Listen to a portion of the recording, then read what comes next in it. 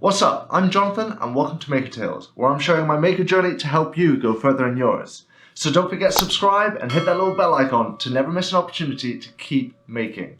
In this video, as part of my office renovation, I need to change my desk. It's developed a warp because I've only used 18mm MDF.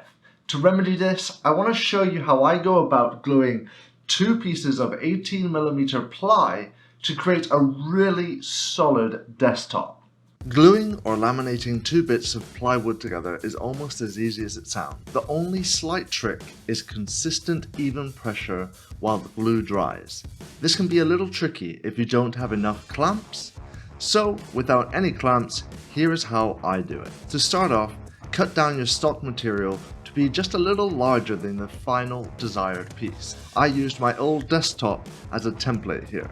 Keep the shape simple for now, as we can cut this down to our desired shape later on. To get the job done without clamps, we will be using screws to apply the pressure evenly across the surface. A few other things we'll need is a drill to make some pilot holes and glue.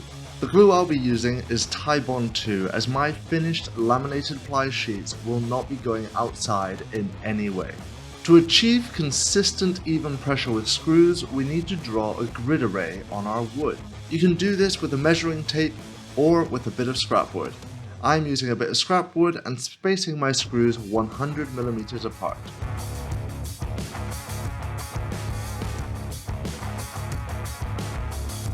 With your grid now drawn out, it's a case of drilling the pilot holes wherever the lines cross. Make sure your pilot holes are just slightly larger than the screws you will be using, as we don't want them to bite into the top layer of the plywood later on. I've also countersunk all my holes just a little bit, as I'm planning to leave the screws in after gluing.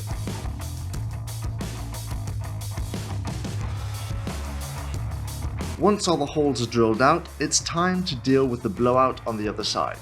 If you don't want to deal with this, and you have some scrap wood laying about, you can drill all your holes above this scrap wood. This will mitigate the blowout. Just turn over your wood and just scrape off the blowout. And now it's time to get set for the next step.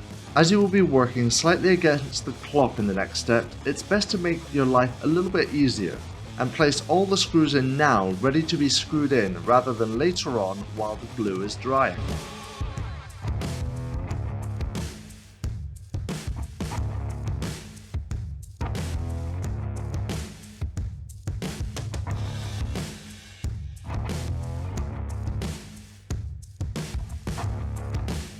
Once all your screws are in place, put your screw board off to the side and place your other board down. I recommend you do a dry run of placing your screw board on top of this board before putting any glue down, because while I was doing my dryer run, I realized something.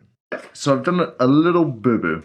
So let's pretend these here are our two tabletops. I've cut them both exactly sort of the same size so that I have a right angle. Now, what I didn't realize is that they both have a natural little warp in them.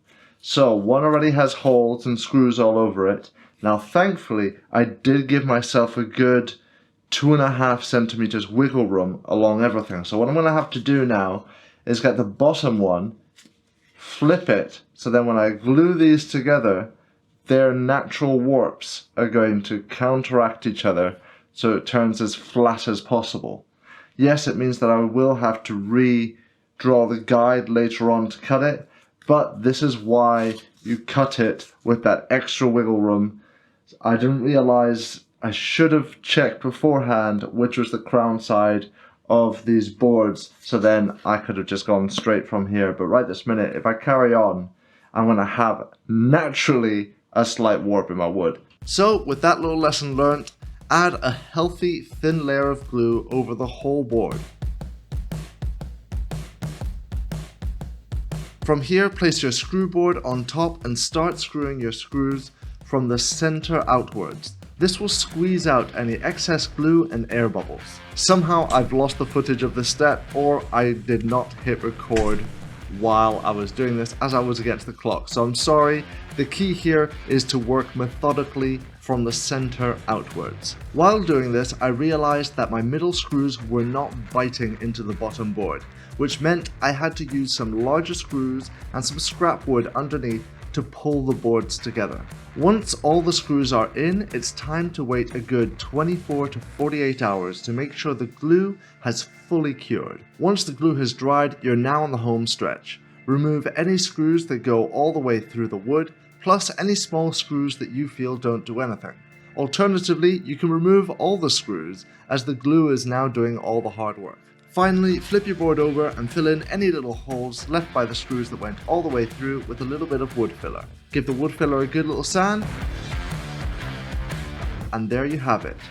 A super flat, very strong, laminated 2 plywood sheet board. I know it's not exactly fair to compare this with my old MDF desk, but here's my old MDF desk, with me just applying a little bit of pressure with my hands. And here I am standing and jumping up and down on my new desk.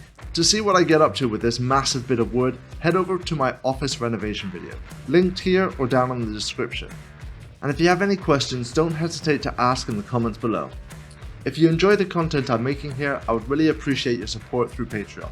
Link is down in the description. Thanks for watching, keep making, and let the quest continue.